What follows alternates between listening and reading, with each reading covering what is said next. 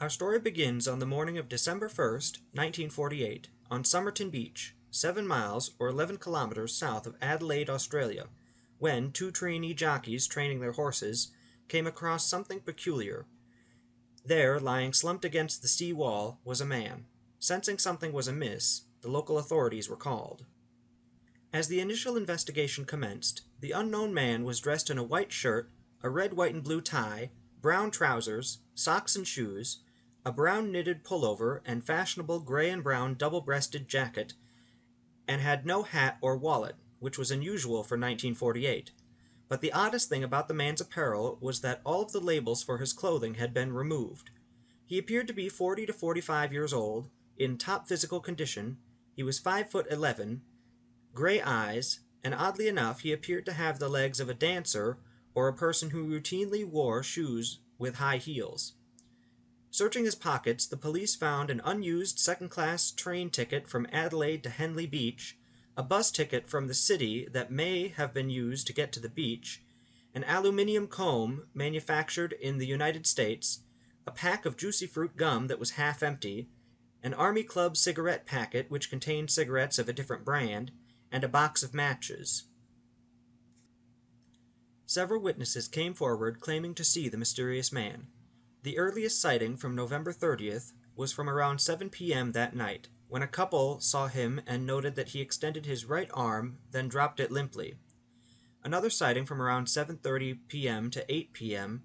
noted that in the half hour that they saw him, he had not moved, which they thought was odd, that he was not reacting to the mosquitoes, but came to the conclusion that he must have been drunk. Initially, police suspected suicide based on the fact that the man had no identification on his person, and that after an autopsy was done, it was found that the man had barbiturates in his system.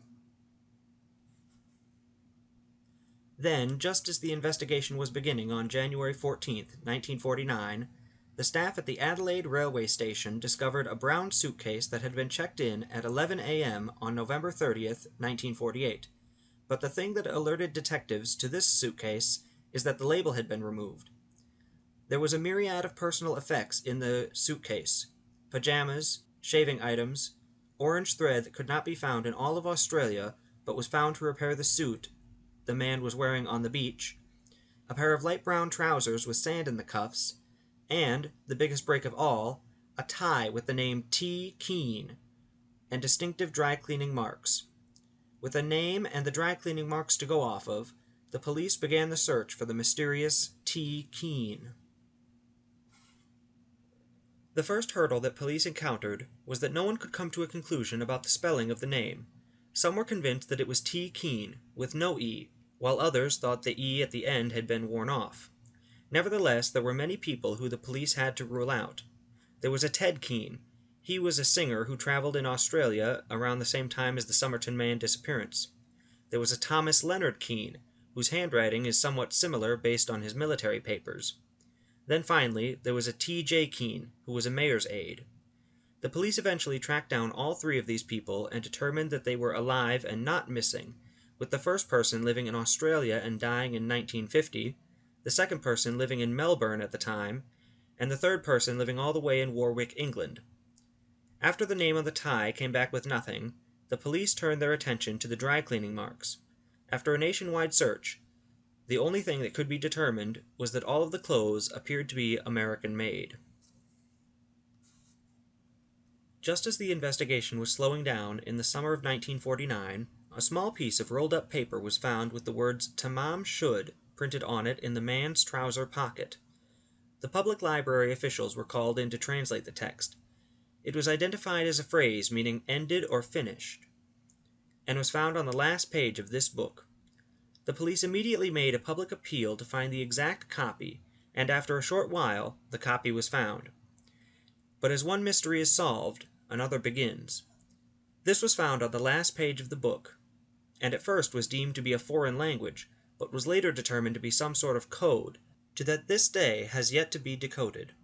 Some have claimed that this is not a code, but a form of shorthand, and therefore could only be read by the writer. The last thing on the back of the book was a telephone number, and, when police called the number, a 27-year-old nurse named Jessica Ellen Joe Thompson picked up. She only lived 1,300 feet, or 400 meters north of Somerton Beach. When interviewed by the police, she claimed that she did not know him, or why the man should have her telephone number. Although she did say that during the Second World War, while working at the Royal North Shore Hospital in Sydney, she had owned a copy of the book in question. In 1945, while staying at the Clifton Gardens Hotel in Sydney, she had given the book to Australian Army Lieutenant Alf Boxall. Thompson claimed that she had not seen Mr. Boxall since 1945. Although the police suspected Boxall, he was eventually tracked down, still in Sydney, and still had the copy of the book in his possession.